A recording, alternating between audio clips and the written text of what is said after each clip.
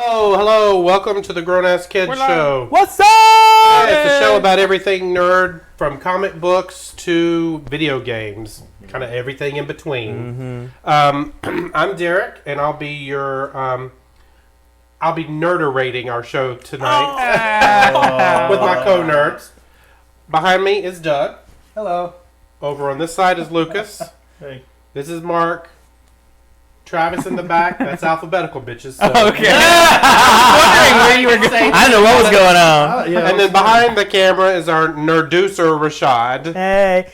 And there's a cat. And some of our... Was that Jimmy or Jugga? That's Jugga. That's Gemma. That's Gemma. Oh, is it Gemma? Yeah, smaller than She's Juggy. Oh, it is Yeah. Gemma.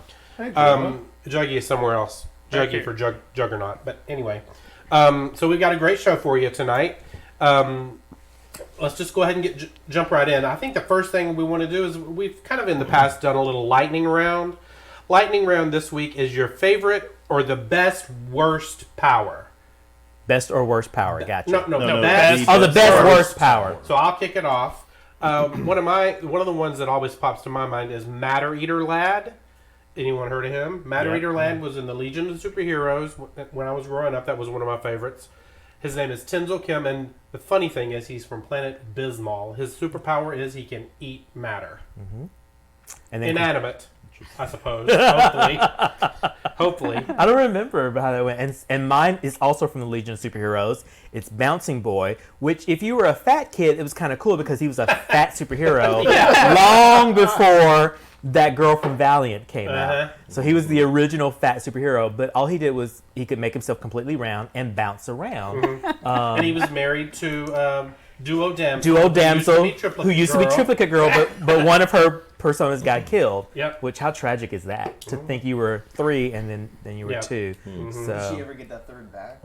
Well, in certain iterations, yes, Yeah. but I think she is again back to Duo Damsel in this new version. Duo Damsel. Yeah, because Duo Damsel. all of the Legion of Superheroes, because we're the only Legions, and, boys and girls, so it was all over the place. Yeah, it was good. Anyone else? So my turn? Yep. Okay. Sure. So mine is Gold Balls from the X-Men. So From X-Men. From X-Men. Shocker. Of course. I know, right? Surprise, surprise. I hated this character, and they kept using him. And then Hickman went and pulled a Hickman and made him interesting. Right. So it is, the best worst power ever because he just produces gold balls. That's all. Like that was his thing. So, But now we know they are actually eggs. Eggs. And they're important eggs. So it's interesting. Yeah. Important Yeah. eggs. Like, what do they do? It'll be a spoiler for House of X powers. You gotta read the comic, man. We'll talk about it. We'll talk about it in when we talk about the review. Oh, we will. Yeah. Oh, okay. Yes. Oh, we will. So my go character into is it. actually also from Legion of Superheroes, even though I never read any of them. I actually couldn't think of anything, so I Googled some stuff, and after seeing Bouncing Boy and Mad Eater, I decided that I was going to go with Color Kid, who has the power to change the color of any object to anything. Also pretty lame. Yep. Yep. Yeah. Lots of lame powers. Yep. Best worst power ever. Doug? Mine was the Great Lakes Avengers. All of them. That is smart. The entire team. The The entire thing. team, because they are all super lame. I can't even remember who was on that team. Do you? There's like a blob guy. Blob guy. There's like a dude who stretches. He has a big E, so I guess he's like Elastidude or something. Anyway, they were featured in West Coast Avengers, and I guess John Byrne's idea was to introduce a team that was so lame, because everyone was bitching about his run, that a team that was so lame, they could be more lame than West Coast Avengers. That way, it would take heat off of, they would be decoys. Right. Of like, the rest of the team, and Hawkeye had to go do like a thing for them. He was basically like the,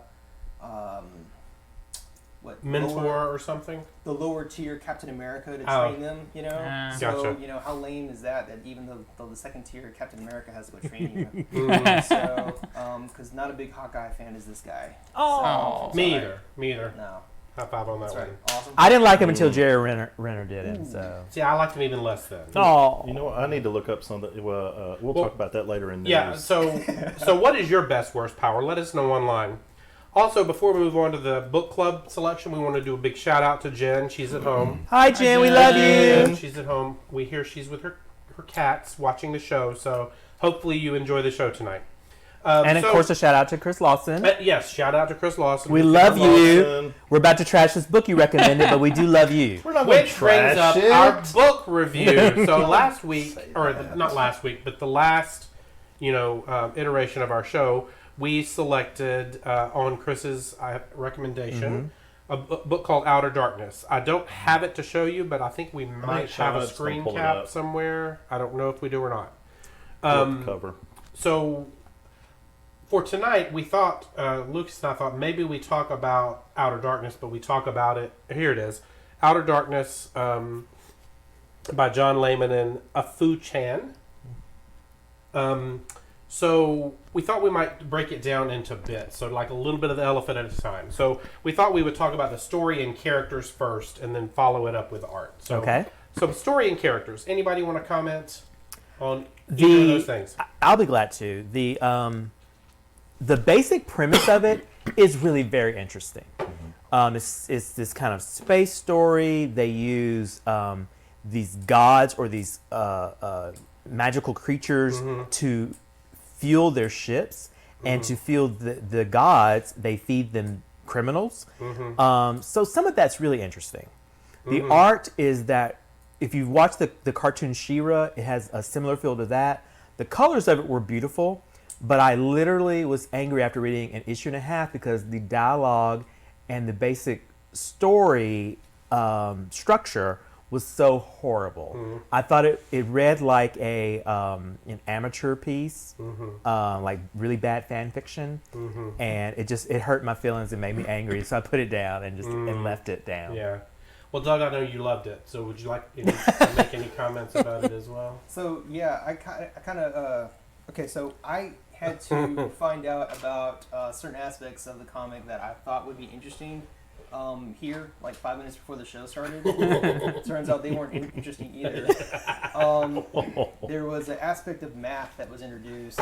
First of all, there is several voodoo loa that are like used, or should I say, abused for naming for characters in this story, and they're not really like Agui or Agwe. I feel like it should have been more than just like a number one Riker type like character. I don't necessarily. I mean, there's just aspects to the mysticism of the story that I just really didn't understand why he made those choices. There was I agree with that. Yeah. Yeah. The thing that I really wanted to, because the second the guys started talking about this before I came over here, they were talking about how math is featured in the story. Okay, well, math actually is a component to mystical, practices. Travis was talking about sacred geometry earlier. There's a thing in mystical circles called gematria. This is not numerology. Okay. And I was hoping that the scenes from this comic mirrored some gematria, because that's an actual practice. And I thought maybe, well, there's the secrets to all these Agui bits and these voodoo shout-outs with the Loa and all that. That's big. Sadly, no. No. Sadly, no. You regular math. expected too much. It was just regular math, because I felt like that was a really good opportunity to do that.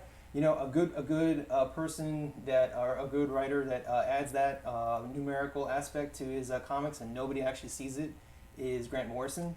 Alan Moore does it, but he does it like too much, where it's like all you see, and it's like reading the back of a baseball card at some point. But Grant Morrison does it, and he like his whole entire Batman and Robin run, where Dick Grayson and Damian Wayne were Batman and Robin. Gematria is in that entirely, even down to the issue numbers. Okay. So, dude, like, that's a really good example. I was kind of expecting something like that. Maybe not so much. But the art, I actually enjoyed the art. I wanted to like this book because of the art. It reminded me of Herge from Tintin.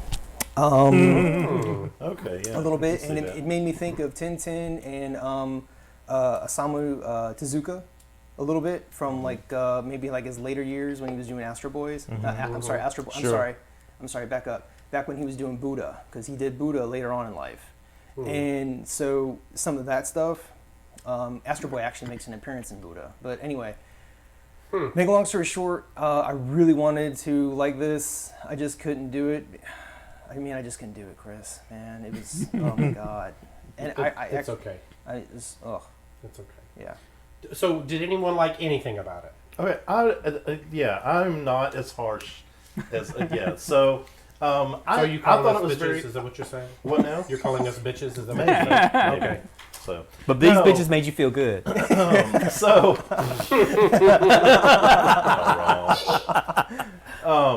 No, I thought that the story was interesting. Like you said, I thought that some of the aspects of it, with using some of the mysticism and some of the mathematics, it's kind of an interesting thing. And then the whole aspect of that, kind of like the whole people can be brought back if you have insurance. It's like insurance Soul literally retrieval, on your yeah. soul for retrieval, or all that. And so I thought that was interesting. Like you said, with some of the dialogue, it was in places I didn't understand why certain characters were saying things. I thought that other characters should have been saying them. So sometimes that was a little weird. But the art was okay. It's not really for me. It reminded me of and I said this earlier, like Steven Universe and She-Ra, and kind of this like new anime style, American anime kind of cartoon that is kind of going on right Very now. flat, very two-dimensional. Yeah, it's very two-dimensional, but but yeah, I like the colors. I did like some of the colors were colors. really They good. were really good. Yeah, the inky And I color. love the idea. And I think we talked about the fact that, or one of us about the fact that it would make a great TV series, like a sci-fi TV series, something like that. Yeah, I think that I'd like to see. I mean, it won't be that I will get to it immediately, because there are a lot. Like right now, I'm not reading much, but I would like to see if it matures as it goes on, because right now the captain is a little one note, but you get kind of these hints that we're supposed to be a little sympathetic to him because of this lost soul that he's searching for, and Maybe we just navigator didn't or get far enough pilot. into the story. Yeah, maybe. yeah, I mean, it is kind of kind of slow. The navigator or pilot, where you find out that he's The actually Elox. The whole bit with the captain like forgetting his name all the time got old to me. But his story, where he is like used to be a god somewhere else, and now he's been kind of laid low, and is a navigator of a ship, and kind of having to kowtow to these mere mortals. It was kind of interesting. So yeah, I don't know. It would be interesting to see if it matured a little bit on the way, but I mean, it wasn't bad. It was a good read for an afternoon. So Travis, you have anything to add? Yeah, so I mean, I was just going to say, Chris has recommended probably, 15, 20 different comics for me to read since we've started doing the show, and 9 times out of 10, I really like the stuff that he has. And this one has all the elements of a comic that I would enjoy. It's got, the sci-fi, all the different aspects we talk about, the whole math stuff, the geometry, and the exorcisms and all this stuff, and the lost souls. And I feel like, to me, just putting them all together, it felt like they were trying to put too much in there. Like they were trying to overdo it to the point where I didn't really quite know if I should be looking at it in one way or a different way. I mean, I was just really confused through a lot of it. I thought the art looked kind of like Cartoon Network shows, like what you see on like Adult Swim kind of shows. But personally, I don't have any problem with the artwork. I used to watch those as a kid growing up. Yeah, that was my time mark. I know. I'm just laughing at that. But I mean, I thought like the whole Elox, forgetting Elox's name, I actually thought that was kind of funny. Even at however many times they did it, I was like, that's still pretty funny to me. Well, considering it was the background. obviously intentional, right? Yeah, no. It wasn't to like make him feel small. Yeah. When he was really. So I mean. right. So it made you wonder in a way. Did But the captain did he know? Yeah, did he know that guy was once a god? Yeah, in his no, own it almost world? makes you wonder that. But, I bet he did know, because, and again, the way the captain like approached that first god, and of course I can't go too deep because I didn't read it much, but he tried to have so much bravado and break that god down, and of course the god was like, "Sure, I acknowledge you," but it's like, really, like, where's his power play really at? Right. I will And it say, kind of reminded me, even though everyone loves Deep Space Nine, the captain on Deep Space Nine got on my nerves because he was always barking. And this guy, to me reminded him how he barked. Yes, that's Yeah. it. Yeah. Maybe that's Yeah, I it. guess I can see that a little. Oh my god. Yeah, No. he was. Yeah, you're right. I Stop right. it. Because if you have real power, you don't have to like bark all the time like Yeah. Yeah. Yeah, the only other thing see I that. wanted to add into this is I do like the aspect of the retrieving the souls and bringing a person back, but I felt like they used that as almost a way of creating these moments where they could kill a character off and you're like, oh crap, and then they bring them back and you're like, oh, I'm Yeah. wondering if maybe. Yeah, you're right. But 'Cause I'm wondering if maybe had we read more than just the first volume, Yeah. that may have become. Well, I More- think that it was to set. It was just a plot point. It was to move the story forward. Well, and because, to let you know, you know, that that other things can come back. Well, Like correct. sometimes yeah. they get souls, and sometimes they, it's like fishing, I guess. You know, Uh-huh. sometimes You never know what you're gonna sometimes get. you get what you want, and sometimes you Right. end up well, with a shark like the or very something. the So, very end of this book, we see a number of people that we've seen throughout the comic get killed. yeah. And it gets to this point where I'm like, after I finished it, I was like, I bet they're just going to bring them all back in the next issue. They're just going to go get all their souls and put them back in their body. And it might have some unintended consequences, like the one guy, but Right. Yeah. I kind of feel that like in that situation, death has no value. Yeah. And then you have like a situation where he's talking like that to That's a how I feel god. about time travel. And let's see, no, in that yes, okay. You mean you have the same policy on time travel stories? I hate time travel stories, unless it's Infinity War. And then, but like the way they talk to the gods and so on and so forth, it's just like exactly who's really in charge, what's actually defined as ineffable. It's like this universe has no boundaries, it has no rules, and it's Right. like, is that the point? Because Yeah. if there's no rules, then why am I reading it? Right. You know? I thought that the story and the characters had a lot of potential. I liked the concepts of like weaving in science fiction and mysticism and religion and all of these things. I just don't think that I don't think they pulled it off really well. It was They the did- execution. It was the execution of the story that I thought had a problem, and the art is not my favorite type of art. It wasn't horrible, but it wasn't my favorite. So overall, I mean, I think the main positive that I had is there were parts where I would be reading along and it would end an issue, and I'd go, wonder what's going to happen next, and then it made me go to the next one as a result, and that's probably the most positive thing I could say. Well, let me just Say, finish it But by that's very little. So finish it by saying I literally disliked it from the first page. well, I read the first page and I thought this is some garbage writing. And you did say that, and you also said Doug wanted his money back.